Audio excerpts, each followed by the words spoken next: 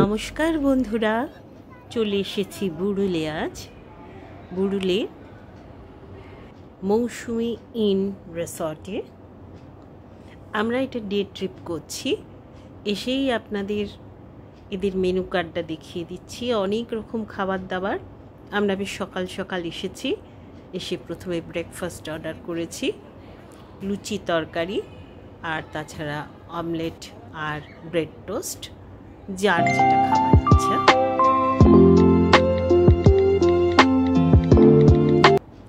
এই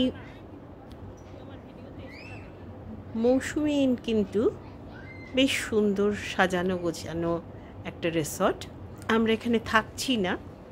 আমার এই ভিডিওটা আমি বলিনি যে একটু পুরনো, মানে ছবিটা তোলা ছিল, ভয়েস ওভার করা নেই, ওই জন্য এদের আমি রুম রেন্ট জানলেও আমি বলছি না, কারণ তখনকার রুম রেন্ট এখনকার এক নাও হতে পারে। এদের এই আড্ডা জোনটা দোতলায়, খুব সুন্দর একটা ঘর দেখিয়ে দিই।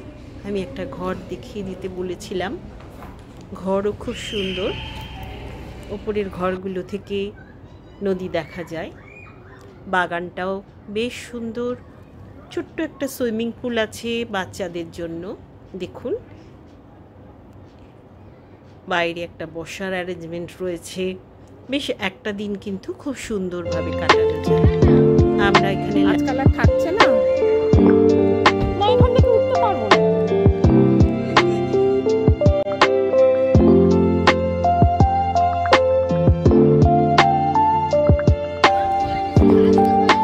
খুব সুন্দর চারপাশটা। আর এখন ঠান্ডা ঠান্ডাও রয়েছে। আমরা নদীর ঘাটে চলে গেছি। লোকজন, লোকাল লোকরা এবং আমাদের মতন কিছু ট্যুরিস্টও রয়েছে। এতদিনই সবাই হয়তো বন্ধুরা জেনে গেছেন যে আমার হাজব্যান্ড তো খুব পশুপ্রেমী। এখানে সে কিছু ছাগল পেয়েছে, তাদের খাওয়াচ্ছে। আর ছাগলগুলো পরম আনন্দে তার কাছে এসে একেবারে ভিড় করেছে। ছোট ছোট বাচ্চারাও সেগুলো মজা পাচ্ছে, আমিও মজা পাচ্ছি, মিথ্যে কথা বলবো না। আমার কাছে আমার অদ্ভুত সুন্দর নদীর রূপ। তবে একটা জিনিস, যে এইখানের এই যে ঘাটটা কিন্তু সেভাবে সৌন্দর্যায়ন হয়নি। আরও অনেক সুন্দর করে এই যে জায়গাটাকে সাজানো যেত। অল্প কিছু খাবার দাবারও বসেছে, হালকা টুকটাক, যারা এসে ঘুরে খেয়ে যাচ্ছে সেরকম আর কি। হাওয়া আছে খুব, এটা ঠিক। এখানে অনেকগুলো রিসর্ট রয়েছে। এই যে ওপার থেকে স্টিমার এলো, ওপারটা হাওড়া ডিস্ট্রিক্ট আর এপারটা দক্ষিণ 24 পরগনা। আমরা আবার উঠে আরেকটা আশেপাশে রিসর্টগুলো দেখছি আর কি।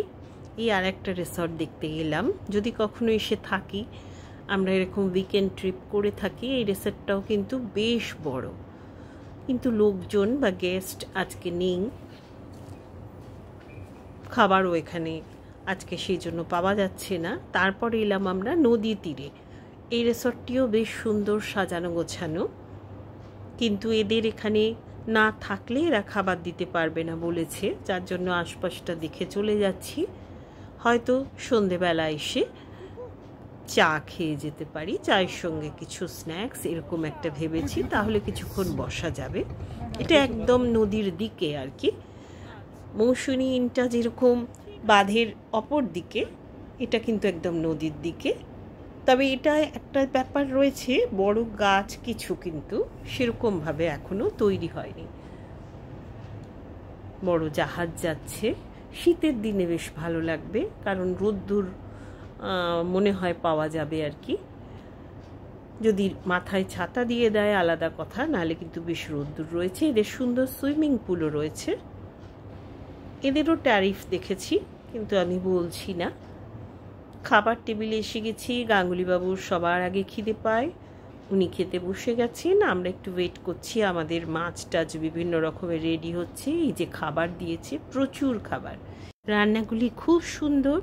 এদের কচু চিংড়ি যে খেলাম সেটা সত্যিই অসাধারণ। আর একটা জিনিস এদের পাওয়া যায় স্পেশাল, সেটা হচ্ছে ডাবের পায়েস, কিন্তু আমরা ওটা পাইনি, ওটা আগের থেকে অর্ডার দিতে হয়। তো আমরা যেহেতু থাকছি না, আমরা তো আগের দিন থেকে অর্ডার দিইনি, যে কজনের অর্ডার সেটাই তৈরি হচ্ছে, পরে একদিন এসে খেয়ে যাব। খাওয়া দাওয়া হয়ে একটু রেস্ট নিয়ে আমরা আবার এলাম এই যে স্টিমার চড়ে ওপারে যাব বলে। ওপারে আছে 58 গেট বলে একটা জায়গা, আর গড়চুমুক আছে। দেখি, আমরা স্টিমারে উঠে পড়েছি, এই যে লোকজন উঠছে, মোটামুটি একটা ভালো জায়গা পেয়েছি। প্রচুর লোক এই জলপথে যাতায়াত করে।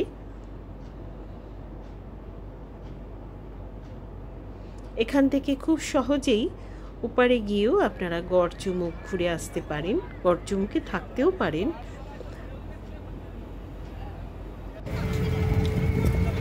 ওপারে গিয়ে আমরা একটা টোটো নিলাম নদীর ঘাট থেকে আর কি। এইখানে অনেক ট্রলার রয়েছে, এই যে জেলেদের ট্রলারগুলো সব দাঁড় করানো রয়েছে। এসে পড়েছি ওপারে। গড়চুমুক পর্যটন কেন্দ্র। অ্যাকচুয়ালি যা শুনেছি সেটা হচ্ছে কোভিডের জন্য এদের দেখভাল এখন অভাব হয়ে গেছিল, যার জন্য এরা সেই সময় কিছুই বাগান টাগান মেনটেন ছিল না বলে আমরা ঢুকলাম না। এই জায়গাটাকে বলে 58 গেট। 58টা গেট আছে, সুইস গেট। ওদিকে পেয়েছিলাম হুগলি রিভার, আর এদিকে দামোদর নদ। স্টিমারে করে ফিরে এলাম, এসে গেলাম নদী তীরে, চা খাবো। বন্ধুরা, আমার এই ভিডিওটা ভালো লাগলে একটু লাইক করবেন, শেয়ার করবেন, আর সাবস্ক্রাইব করলে তো আরও ভালো, আমার একটু উৎসাহ হবে। এখানে চা খেয়ে আমরা আজকে বেরিয়ে যাব। এরপরে কোনো দিন হয়তো এসে থাকবো আবার এখানে। ততক্ষণের জন্য আপনাদের সবাইকে বিদায় জানাচ্ছি। সবাই ভালো থাকবেন, সাবধানে থাকবেন। আবার দেখা হবে বন্ধুরা, টাটা।